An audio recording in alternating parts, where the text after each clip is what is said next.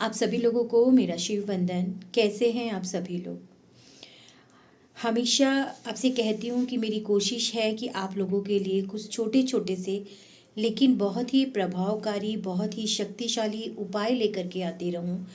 देखिए, जीवन में सभी के जीवन में कहीं न कहीं कुछ न कुछ उतार चढ़ाव लगे रहते हैं, क्योंकि ये जीवन है और ये जीवन कभी भी एक सा किसी का भी नहीं चलता। मेरा मानना ये है कि जिस प्रकार ईश्वर ने ये सृष्टि बनाई है, सृष्टि में उम्र बनाई है कि जब हम जन्म लेते हैं उसके बाद हम हर अवस्था को पार करते हुए वृद्धावस्था में आते हैं और फिर उसके बाद हमारा इस संसार से विदा लेने का समय आ जाता है, जो कि नियम है।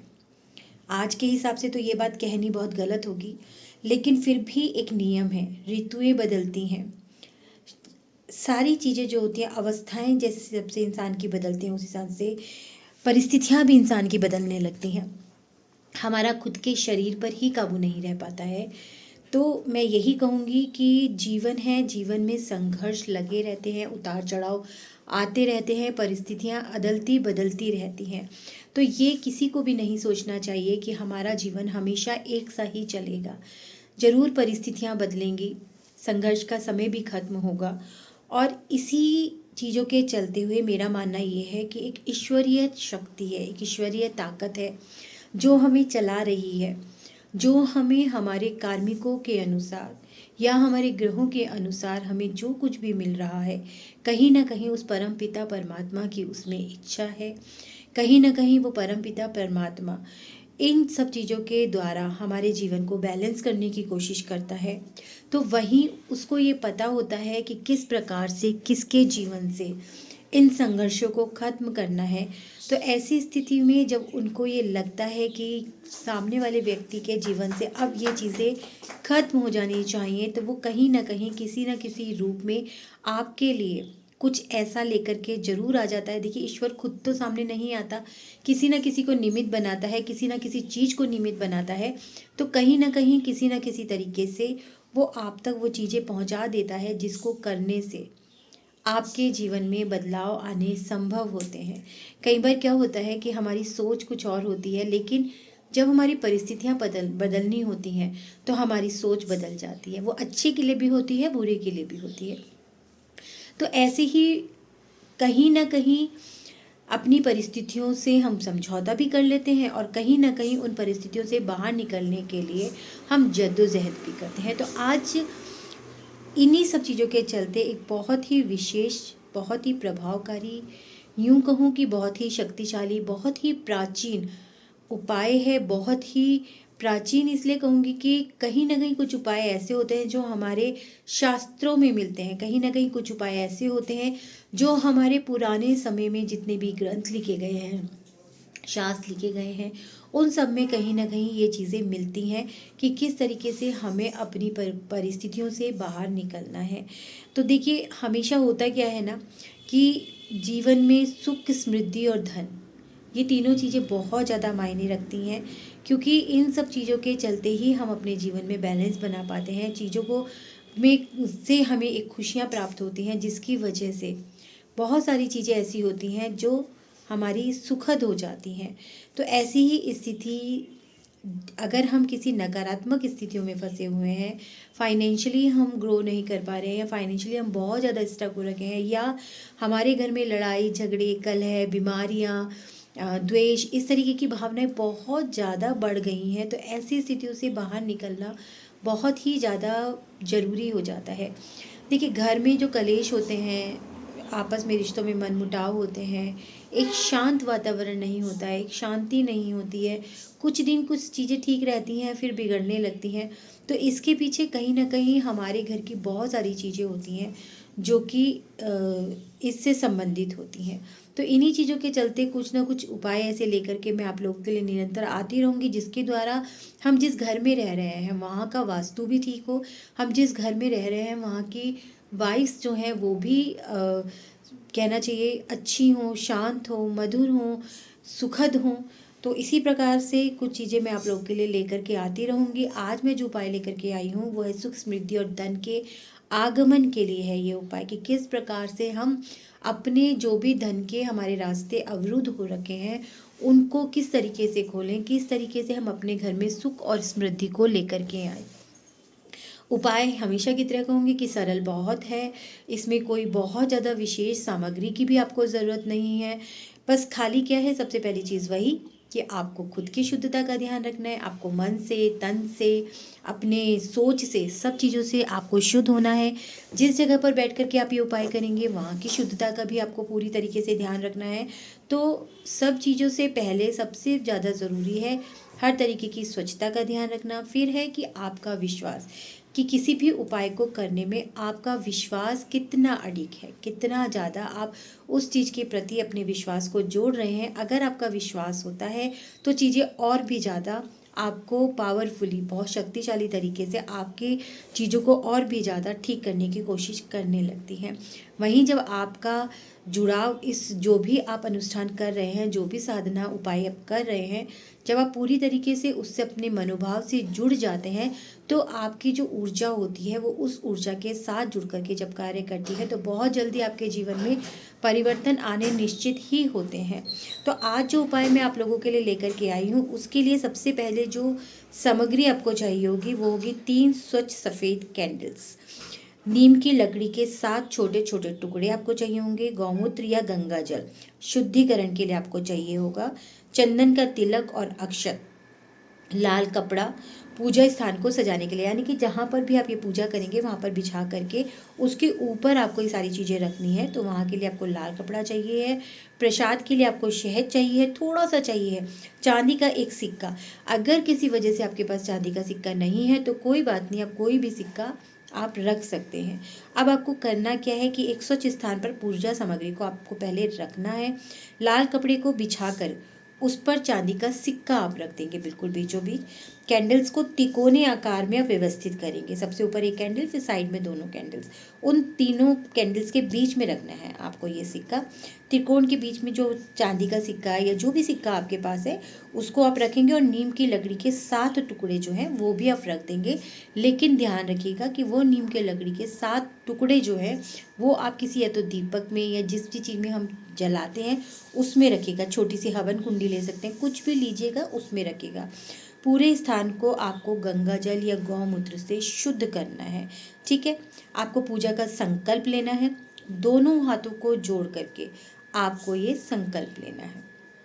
हे ईश्वर, मैं अपना नाम लीजिएगा, अपने परिवार की सुख समृद्धि, धन और सकारात्मक ऊर्जा के लिए यह साधना कर रही हूँ। कृपया मेरी प्रार्थना को स्वीकार करें और हमारे जीवन को आनंदमय बनाएं।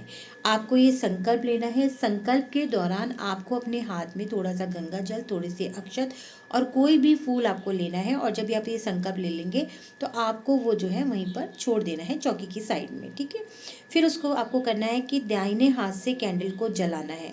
आपको अपनी तीनों कैंडल को जलाना है और जलाते समय कहना है, यह ज्योति हमारी जीवन ज्योति बने, हमारे जीवन में प्रकाश और समृद्धि लाए।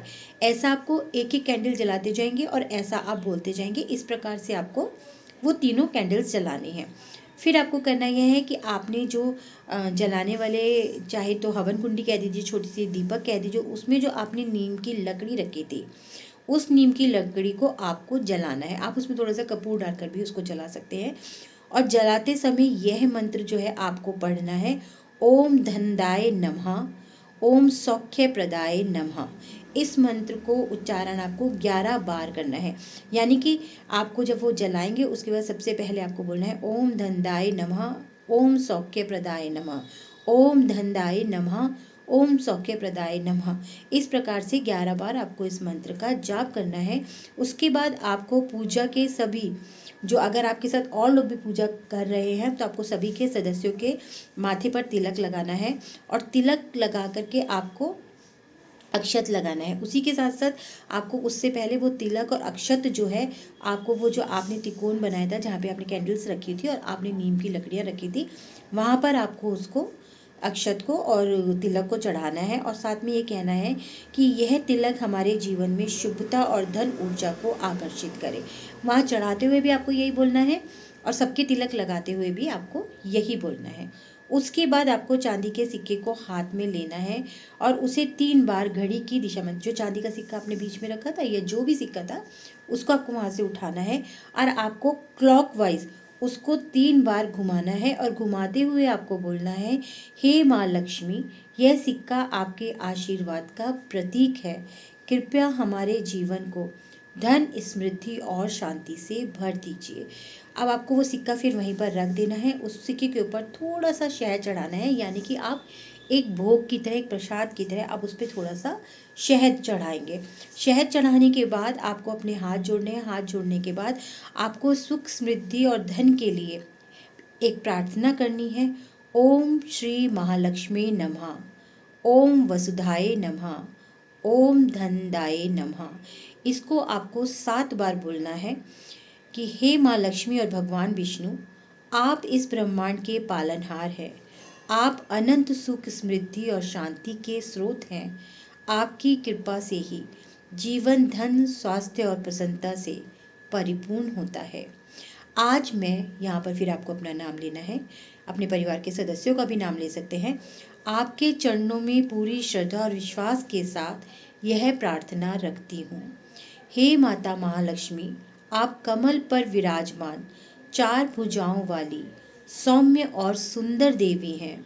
आपके आशीर्वाद से मेरे घर में कभी धन, समृद्धि और सकारात्मकता की कमी ना हो। मुझे और मेरे परिवार को कष्ट, दरिद्रता और बाधाओं से बचाएं। हे धनदायक देव, आपके बिना जीवन अधूरा है। आपके आशीर्वाद से ही हर दिशा से धन और संपदा का आगमन होता है। मेरे जीवन में स्थायी सुख और समृद्धि का वास हो। ओम श्रीम ह्रीम क्लीम महालक्ष्मी नमः, ओम ऐं क्लीम श्रीम नमः। इस मंत्र का आपको 11-11 बार जाप करना है। हे माँ, आपके चरण कमलों में मैं अपना जीवन अर्पित करती हूँ। आपकी शक्ति से मेरा घर धन, अनाज और खुशियों से भर जाए। मुझे और मेरे परिवार को हर संकट से बचाएं और हमारे जीवन को सुखमय बनाएं। ओम सर्वमंगल मांगल्ये शिवे सर्वार्थ साधिके शरण्ये त्र्यंबके गौरी नारायणी नमस्तुते। इस मंत्र को आपको 7 बार बोलना है। हे विष्णु भगवान, आप संहार और निर्माण के बीच संतुलन बनाए रखने वाले देव हैं। आपके आशीर्वाद से मेरे जीवन में और मेरे परिवार के जीवन में शांति और स्थिरता बनी रहे। मेरे मन को सदा प्रसन्न और आनंदित रखें। हे माँ लक्ष्मी, कृपा मेरी ये प्रार्थना सुने, इसे स्वीकार करें। आपके बिना जीवन अधूरा है। मेरे घर को अपनी कृपा से आलोकित करें। ओम शांति शांति शांति। इस प्रकार से आपको ये प्रार्थना करनी है।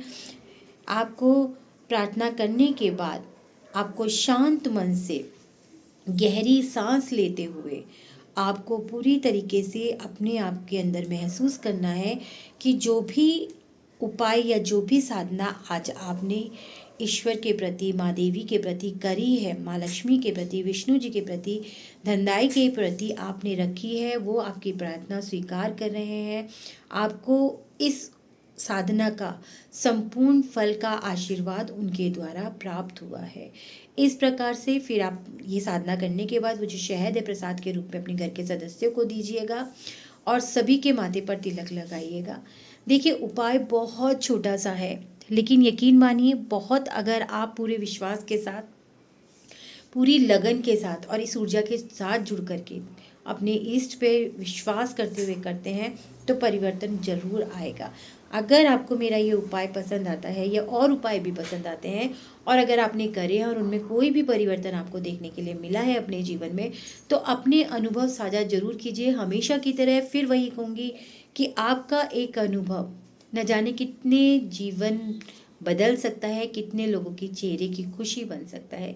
इसी के साथ आज का ये उपाय, आज की ये साधना मैं यहीं पर समाप्त करती हूँ, लेकिन फिर आपसे कहूँगी कि जल्दी ही आपके साथ फिर ऐसी ही किसी बहुत ही शक्तिशाली, बहुत ही खास और बहुत ही छोटे से उपाय के साथ मैं आप लोगों को मिलती हूँ। और ये मेरा वादा है कि अगर निरंतर आप बने रहेंगे और ये छोटे छोटे से उपाय अपने जीवन में करना शुरू कर देंगे तो वो दिन दूर नहीं है जब आपकी सारी परेशानियां धीरे धीरे करके एक एक करके खत्म हो जाएंगी और आप एक सुखद, समृद्धिशाली और धन से भरपूर जीवन को व्यतीत करेंगे।